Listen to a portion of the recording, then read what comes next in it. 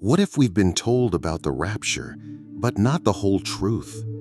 What if the part that matters most is the part no one talks about?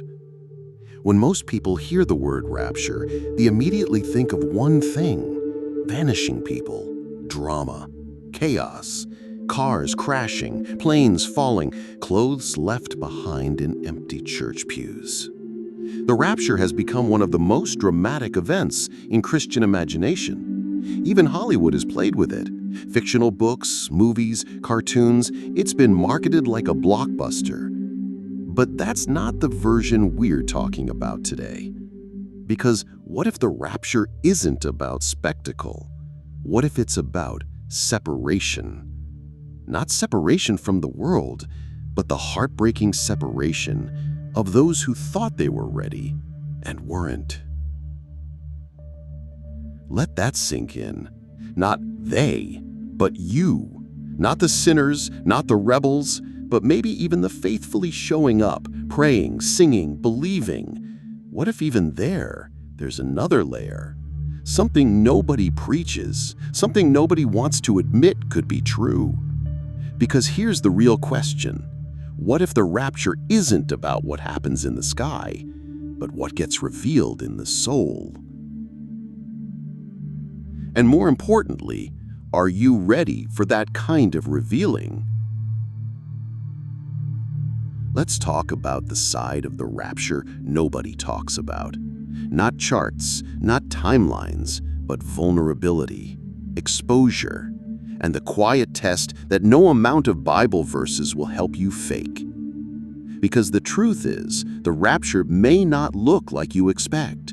And worse, it may not take who you expect. It was a random evening when I stumbled into the rabbit hole.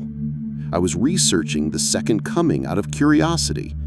I wanted to understand the timelines better, the sequences, what happens when, who goes first, pre, post, mid-trib phrases everyone keeps throwing around. But suddenly, something hit me, something that didn't come from a chart. It came from a question, a whisper in the back of my mind. You studied what it looks like, but have you asked what it feels like to be the one left behind? I paused. Goosebumps. That was never the question. No one ever told me to picture myself still here. Everyone, including me, assumed we'd be the ones taken. But then I thought, what if I wouldn't be? What if the greatest spiritual deception isn't in false doctrine or wild conspiracy theories about the beast, but in assuming you're more ready than you actually are? Let me say that again. What if the most dangerous deception is the quiet assumption that you're more ready for the rapture than you really are? That's when it hit me. We don't talk about this version of the rapture. The silent inner filter. Not the chaos on earth, but the spiritual separation that happens in hearts. No lightning, no noise, just a whisper from above. Come. And the souls who truly lived in surrender, go. No time to prepare, no countdown this time. Only clarity. Too late. Let me ask you something you may have never been asked before. If the rapture happened now, not tomorrow, not next year, now, would you go? Don't say probably. Don't say I hope so. Would you? Most people think they would, but that's not what frightens me. What frightens me is how confident we are in the wrong things.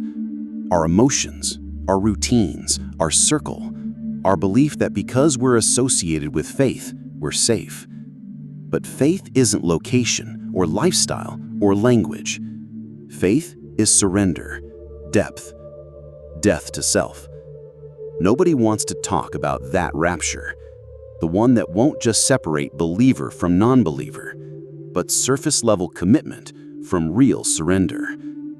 The terrifying truth is that two people can be sitting next to each other, singing the same song, praying the same prayer, reading the same devotional, and only one is actually known by heaven. That's not spoken to shame, it's spoken to wake you up, because we've spent too long sugarcoating everything. We said the rapture was God's rescue plan, but forgot it's also a revelation. We portrayed it as a glorious escape, but skipped the fact that many so-called believers might be left standing, confused, wondering why they're still here. The hidden truth is this: the rapture is not the finish line. It's a filter, a divine separation of what only God can measure.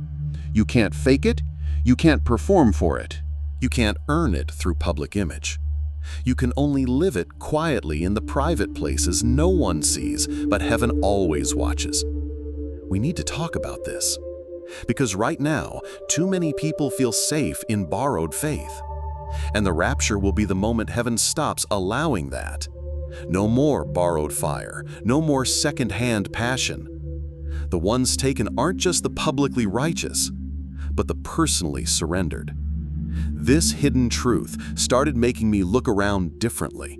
Suddenly, I was looking less at people and more at potential. I stopped celebrating image, titles, or big platforms, and started to ask, does this person know him? Do I? Because when the rapture comes, there's no reputational check, only reality. Let this disturb you in the best way possible. You can't afford not to wrestle with this question. Would I be counted, or would I be confused? That haunting possibility alone is why I believe today's message was meant for someone like you. There is more to the rapture than escape from suffering. There is more to the rapture than God's wrath. There is more to the rapture than a theological debate. It's about readiness. Not outer readiness, inner alignment. Let me ask some hard, uncomfortable questions. When was the last time you truly examined your surrender? Not your worship playlist, not your church attendance, not your spiritual resume, but your private obedience.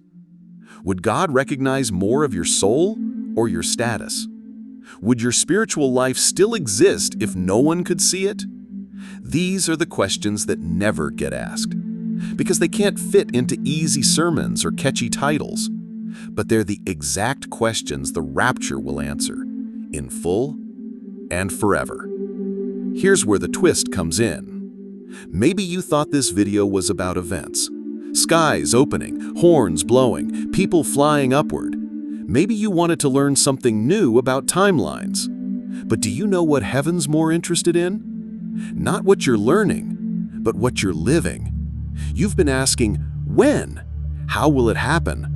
Will it be quiet or loud?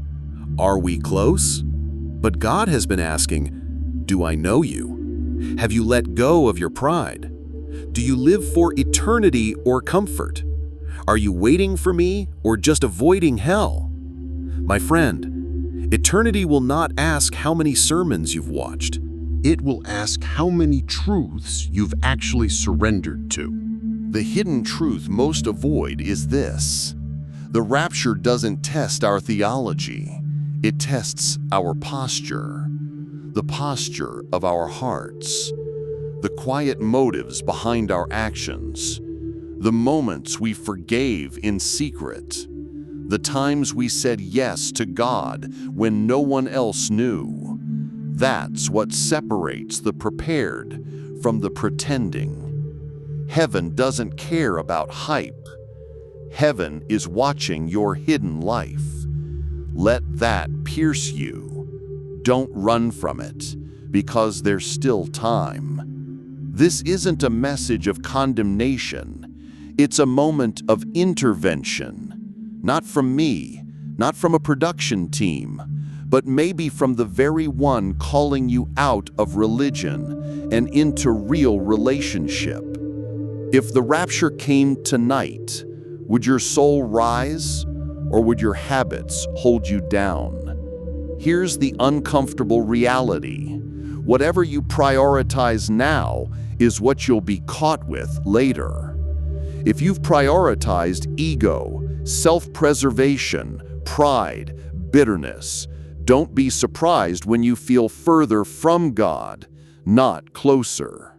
But if you've poured into presence, surrender, hidden obedience, you won't need to hope you're taken, you'll know. The rapture doesn't come to rescue the confident.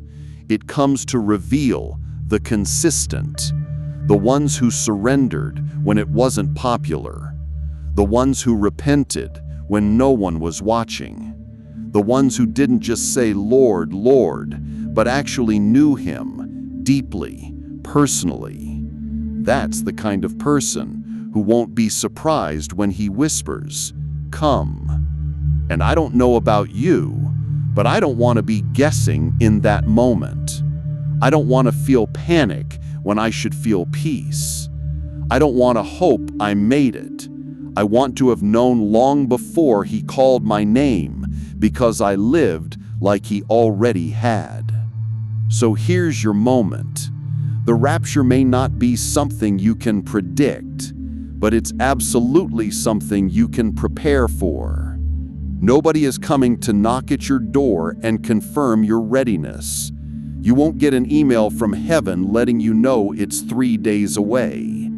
There won't be confetti, won't be a countdown. There will only be a separation. Fast, final, forever. Let that move you. Let that change you. And if you're ready, truly ready, then share this video. Not for views, but because you know someone else is still playing church and they need a wake-up call. Someone you love needs time to wrestle with this truth before time is gone. So here's what you can do next. Reflect, repent if needed. Rethink your walk with God, not to earn something, but to walk more closely with Him. Then, rebuild. Because grace is still here. But there will be a moment where it's not. And when that moment comes, when the sound comes, when the great divide finally happens, your spirit won't need to ask questions. You'll already be gone home. And you'll know you lived ready. You didn't perform religion. You knew Him. And heaven knew you.